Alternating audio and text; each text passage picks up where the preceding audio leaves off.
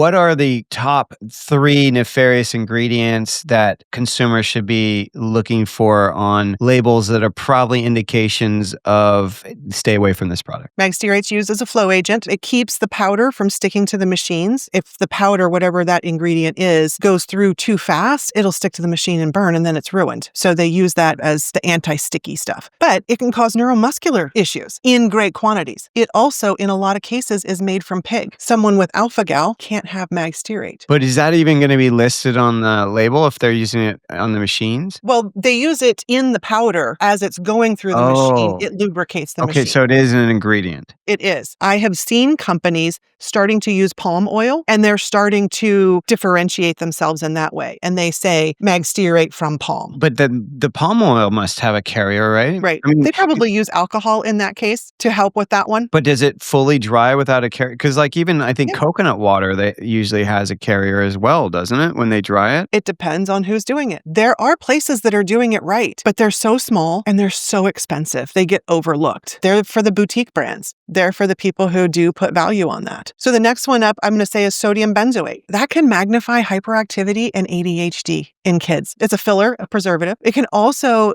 increase or exacerbate asthma in adults. It's usually combined with ascorbic acid, and when it does, it creates a carcinogen called benzene when you mix them together. I remember when I was a kid, there was this product called Koala. It was like an orange soda. It was such a fascinating thing. They pulled it off the shelves because they said it had high amounts of benzene. And I was like, wait, but isn't benzene in coffee as well? I think in some. In Pure Essentials, it's not. But back in the day, I think it was, I'm talking this is in the 80s because there was no kind of artisanal coffee then. Starbucks didn't exist, They were in the tin cans that you had. Yeah, it was all the tin cans. And I remember they pulled it off the shelves, but there was a point of like, well, they got pulled off because they were a smaller company, but the bigger industry would never get pulled off the shelf for that. But it's in there. Sodium benzoate's not just in food. Fun fact, I had done my food and chemical sensitivity testing. Sodium benzoate came up in it, and I thought, this is the weirdest thing. We become reactive to the things that we're exposed to the most. If we haven't been exposed to it, we don't develop a sensitivity to it. Our body just doesn't randomly say, we're not going to process broccoli today. It doesn't work that way. I know where my supplements come from. I know where my food comes from. Where am I getting this stuff from? And I happened to be in Houston. I had these organic, apricot, whatever face wipes, like real quick nighttime routine kind of thing. I woke up the next day and my face was like red and swollen, like someone had been slapping me all night long. And I'm like, oh my gosh, I have to give a presentation today. What is wrong with my face? I look at the back of it. Sure enough, sodium benzoate. I had been doing it to myself this whole time. We're talking about supplements, but the skincare industry is just as or even more worse. The cleaning products, most of those don't even have ingredient labels, right? Like that industry is a mess in terms of transparency. Okay, any other ingredient to highlight? Another filler is titanium dioxide. So titanium dioxide makes white things whiter. It creates gut issues. It breaks down the intestinal lining. It can trigger IBS issues. So IBS itself is not its own diagnosis. It's an accumulation of all of these different symptoms. And here you have IBS. It can trigger people that are already diagnosed with colitis and Crohn's. Dunkin' Donuts, people can Google this. Dunkin' Donuts got in trouble for putting titanium dioxide in their powdered sugar because they wanted the powdered sugar to be even brighter white. I mean, it's so upsetting, but yet here's the thing. The industry, or I'm thinking of the health industry, the way that it's set up is someone is sick, they have something going on, they go to their doctor diagnoses it, whatever it is, and then they give them some sort of pharmaceutical or a supplement sometimes, and they say, okay, go on your way, just take this. And sometimes this is forever. But no one's actually saying, well, let's look at what you're putting in your body. Let's look at what you're putting on your body, and let's look at what you're spraying in your environment, and let's see what's in those things. Clearly, people should be reading labels. What would be some good practices that people can start incorporating to just be more mindful of what's in the things that they're eating or using? I would say the very, very first thing for people who are ready to make the change is forgive yourself for all of the things you didn't know. Because I see people going, oh my gosh, I didn't even know that. You know what? You didn't know. Put it aside. Don't worry about what you didn't know. Now you do. Start from this point forward and make these changes one at a time. First thing, you're drinking water. We cannot control where the air goes and the birds and the bees and all of those kinds of things when it comes to the food. Even things that are grown on a completely organic space, you can't control where that water flows. Do the best you can with what you have. First is your drinking water. Make sure that that is clean drinking water. I can tell you, if people tested their water,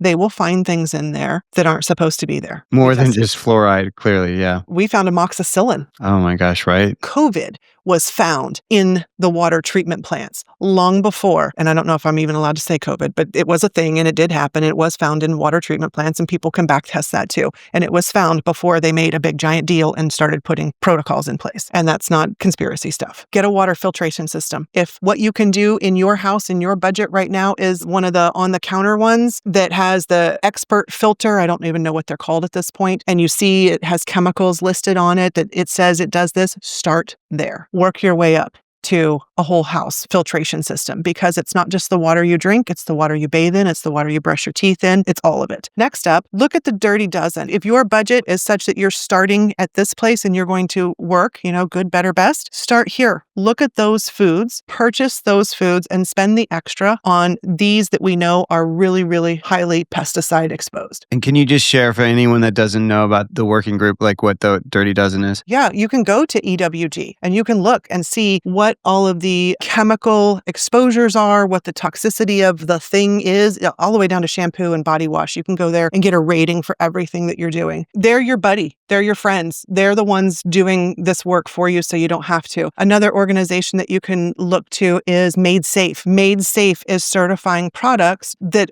are not exposed to and do not contain these 15,000 toxins. So you can go to Made Safe as well. Look at the foods that have thin skins. When you wash your fruit, those are the ones that are probably highly exposed to pesticides on the inside, on the flesh. So let's go to Certified Organic for those types of things. So that's your food. That's something I've always found interesting. A lot of times when people are cleaning their food, washing their food, my mom always loves to say, oh, wash that apple, wash that berry. And I'm like, well, but what are you washing it in? We have this idea that one thing is going to cancel out another, but a lot of times, in more cases than not, that one thing we're using to attempt to cancel out the other thing is also contributing to an issue. Well, if you have a water that's full of chemicals and toxins and, whatever else can be in that water, you're not helping the strawberry. I was thinking about chicken, for example, right? Because they wash chicken on the manufacturer level, usually with some kind of chlorine or something like that. People are like, oh, should I wash my chicken when I get home? I'm like, yeah, but there's chlorine in your water. Like, who cares? It's like chicken chlorine washed one place, or you can do it in your home. Unless your water has no chlorine, it's going to be washed in chlorine. People just don't know these things. They don't know what the process is for those chickens. Where did they start? And what was their whole cycle to get to your table? People don't know that. If you enjoyed the clip from the podcast, make sure to check out the next video up here, or head over to watch the full episode down here. And before you go, don't forget to hit the subscribe button. Come on. Yeah, thanks for watching.